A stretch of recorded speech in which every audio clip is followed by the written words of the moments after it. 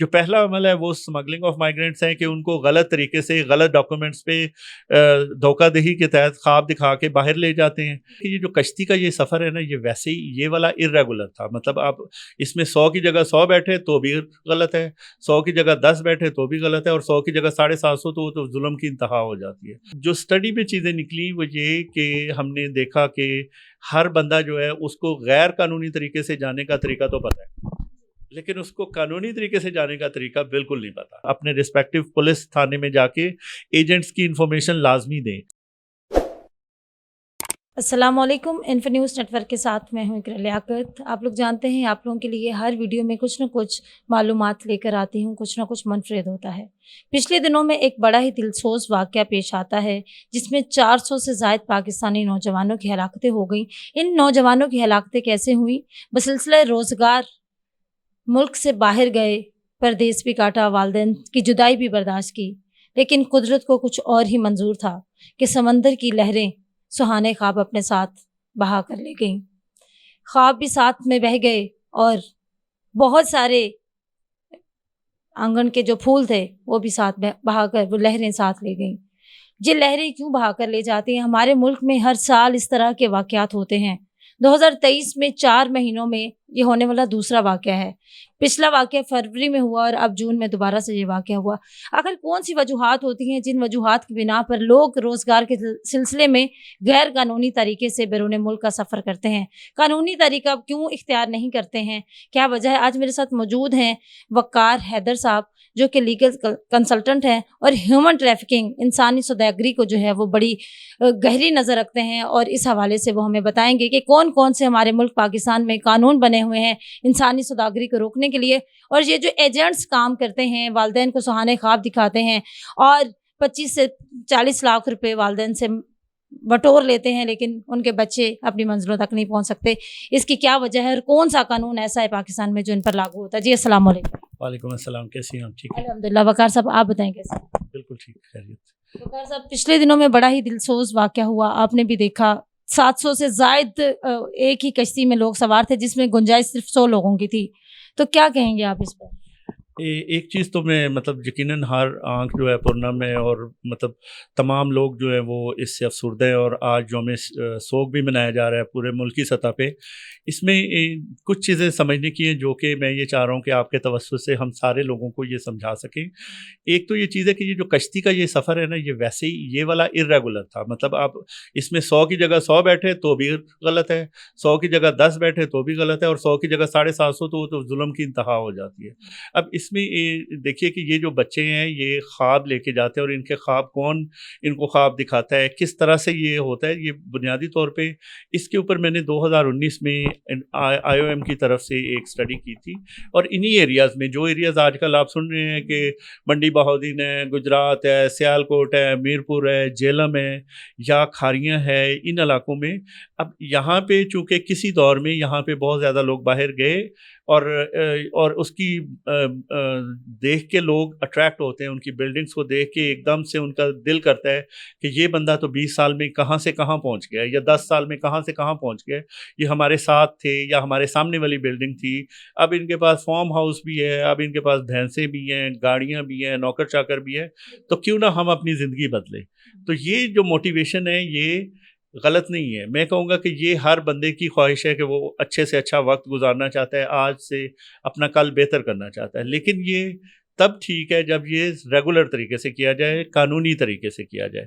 اب یہاں پہ ایک جو مسئلہ ہے وہ سب سے بڑا مسئلہ یہ ہے کہ ہماری گورنمنٹ کا نظام اس طرح کا ہونا چاہیے کہ ہر بندے کے خواب کو وہ تعبیر تک لے کے جائے، وہ سپورٹ کرے، وہ اس طرح کا میکانزم بنائیں کہ جو یوتھ کہیں جانا چاہتی ہے یا کوئی اسکل لینا چاہتے ہیں یا اپنی آمدن میں اضافہ کرنا چاہتے ہیں تو وہ اس کے اوپر سپورٹ کریں، معاونت کریں. اب جو اسٹڈی میں چیزیں نکلی وہ یہ کہ ہم نے دیکھا کہ ہر بندہ جو ہے اس کو غیر قانونی طریقے سے جانے کا طریقہ تو پتہ ہے، لیکن اس کو قانونی طریقے سے جانے کا طریقہ بالکل نہیں پتا. تو اس کا مطلب یہ ہوا کہ ہمارے جو ڈپارٹمنٹس ہیں یا جو ہمارے گورنمنٹ کے سیکٹرز ہیں ان کو اورینٹ کرنا چاہیے اس کے اوپر کہ چونکہ پاکستان میں لیجسلیشن اس کے اوپر موجود ہے، لا انفورسمنٹ، قانونی ادارے، ایف آئی اے خاص طور پہ اس کے اوپر کام کر رہی ہے، انٹرنیشنل اداروں میں United Nation Organization for Drugs and Crimes UNODC کام کر رہی ہے، IOM کام کر رہی ہے، ICMPD اس کے اوپر کام کر رہی ہے، GIZ اس کے اوپر کام کر رہے ہیں، مطلب انٹرنیشنل ادارے تو ان علاقوں میں اور ان جگہوں پہ کام کر رہے ہیں اور ان ایشوز کے اوپر کام کر رہے ہیں. اسی طرح لوکل آرگنائزیشنز میں Sustainable Social Development Organization SSDO بہت اچھا کام کر رہی ہے، اور بہت سی ادارے ہیں جنہوں نے اپنا تھوڑا تھوڑا اس پہ ٹریفکنگ اور اسمگلنگ کے اوپر کام کر رہے ہیں. اب کہنے کی بات یا جو سمجھانے کی چیز ہے وہ یہ کہ 2018 میں جو 2 نئے قوانین آئے وہ ٹریفکنگ ان پرسن ایکٹ اور اسمگلنگ آف مائیگرنٹ ایکٹ آئے. اس میں ایک چیز آپ کو بتاتا چلوں کہ یہ جو ابھی والا واقعہ ہوا ہے یہ اس میں 4 ماہ اگر پیچھے دیکھتے ہیں تو فروری میں بھی اسی طرح کا واقعہ ہوا جس میں گجرات کی ایک ہی فیملی کے 28 لوگ اسی کشتی میں مارے گئے. اب اگر ہم بات کرتے ہیں کشمیر کی تو کشمیر کے بھی ایک ہی خاندان کے 21 لوگ. تو یہ دیکھا دیکھی یہ سارا کچھ پھر پہاڑ ٹوٹ جاتا ہے. سب سے بڑی بات وقار صاحب یہ ہے کہ جب وہاں کشتی ڈوب گئی لیکن اب ان کو واپس بھیجنا ہے یا بچے وہاں پر پھنسے ہوئے ہیں تو ایجنٹس ان کو تھریٹ کر رہے ہیں جیل میں بھجوا دیں گے تو دوبارہ سے پیسے مانگیں گے. اچھا، اس میں میری گزارش ہے آپ کے چینل کے توسط سے کہ ایک تو جن لوگوں کے لوگ جو خدشہ ہے کہ ان کی جانیں ضائع ہوئی ہوں گی یا جو اس میں ہیں وہ رابطہ کریں گورنمنٹ کے ساتھ اور FIA کے ساتھ یا رسپیکٹو جو تھانہ آپ کے قریبی ہے ادھر جا کے ایجنٹ کی ڈیٹیلز دیں پلیز، مہربانی کر کے ایجنٹ کی ڈیٹیلز دیں. ایک چیز تو یہ ہے کہ وہ آپ کو تھریٹن نہیں کر سکتے، جو لاشیں ہیں یا جو باڈیز ہیں یا جو لوگ ادھر ویسے موجود ہیں وہ قانونی طور پہ واپس آئیں گے، کیونکہ اس کے اوپر گورنمنٹ نے FIA کی ایک تحقیقاتی کمیٹی جس میں FIA کے لوگ بھی ہیں، پولیس سے ہے اور بڑے افسران، جو ایک تحقیقاتی کمیٹی ہے وہ یونان میں آنے والے چند دنوں میں اپنا ہوم ورک کر کے پہنچ رہے ہوں گے اور وہ ان تمام لوگوں کو نکلوانے کے لیے ادھر کی حکومت کے ساتھ اور جتنے ادھر کے قانون کے ادارے ہیں ان کے ساتھ کام کر رہے ہوں گے. لیکن آپ لوگوں سے جو لوگوں کے بچے یا ان کی فیملی کے کزنز یا ان سے گئے ہیں ان سے گزارش ہے کہ وہ صرف اپنے قانونی راستہ اختیار کریں، کیونکہ پہلے آپ لوگوں نے غیر قانونی راستہ اختیار کر کے اپنے بچوں کو کھونے تک آپ لوگ پہنچ گئے ہیں. تو اس وقت آئندہ اس طرح نہ کریں اور ایجنٹس کے بارے میں حکومت کو آگاہ کریں.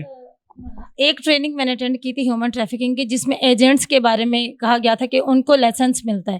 تو یہ جو غیر قانونی طریقے سے ایجنٹس بندوں کو باہر بھجواتے ہیں، انسانی سوداگری کرتے ہیں، ان کے بھی جو ایجنسیز ہوتی ہیں وہ رجسٹرڈ ہوتی ہیں یا یہ ایسے ہی بھرے ہوتے ہیں؟ اچھا، اس میں جو ہے نا جو اوورسیز امپلائمنٹ کارپوریشن کی طرف سے ایک لائسنس دیا جاتا ہے جو کہ ہمارا FIA اور باقی جو گورنمنٹ کے ادارے ہیں اس کی تصدیق کرتے ہیں اور آخر میں ان کو لائسنسنگ ایشو ہوتی ہے.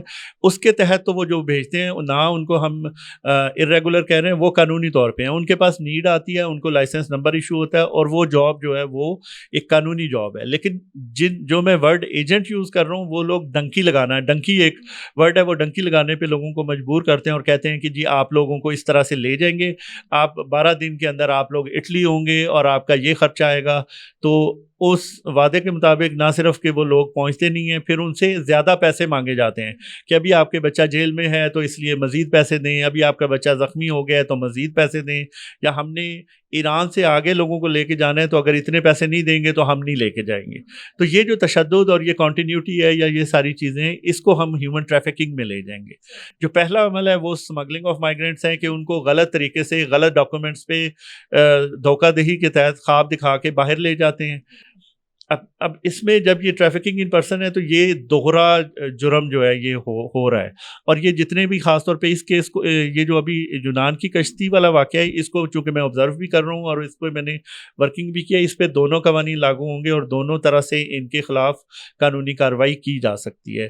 اب لواحقین سے یہ درخواست ہے کہ پلیز اپنا اس چینل کے توسط سے اور ان کی جو ڈیٹیلز دی گئی ہیں اگر کچھ معلومات حاصل کرنی ہو تو آپ معلومات بھی حاصل کریں اور اپنے رسپیکٹو پولیس تھانے میں جا کے ایجنٹس کی انفارمیشن لازمی دیں، کیونکہ آپ نے اگر نہیں دی اور آپ کے ذہن میں کوئی اور معلومات ہوں کہ اگلی دفعہ کسی اور کو بھیجیں گے، کیونکہ ایسے واقعات بھی ہوئے ہیں کہ ایک بچے کی لاش آ رہی ہے تو وہ نام پھر بھی ایجنٹ کا نہیں بتاتے, وہ کہتے ہیں ہم ابھی ہمارا ایک اگلا بیٹا ہے اس کو بھیجنا ہے, اور وہ اس نے مفت میں وعدہ کیا ہوا ہے. تو پلیز ان طرح کی چیزوں میں نہ آئیں اور اس دھوکہ دہی میں نہ آئیں. آپ کے بچے وکٹم کی فیملی ہے اس کے ساتھ اگر ہم قانونی طور پر یا گورنمنٹ لیول پر ان کو کسی قسم کی ہیلپ چاہیے ہو تو آپ اس میں کیا کردار ادا کریں؟ اس میں یہی میں آپ کو بتا رہا ہوں کہ رسپیکٹو تھانہ جو آپ کا وہاں کا موجودہ جو مقامی تھانہ ہے اس میں رابطہ کریں, وہاں پہ اپنا درج کروائیں. اس کے علاوہ آپ رابطہ کے لیے مطلب گورنمنٹ کے ساتھ جب کریں گے تو وہ پھر آپ کو چینلائز ساری چیزیں سمجھا دیں گے.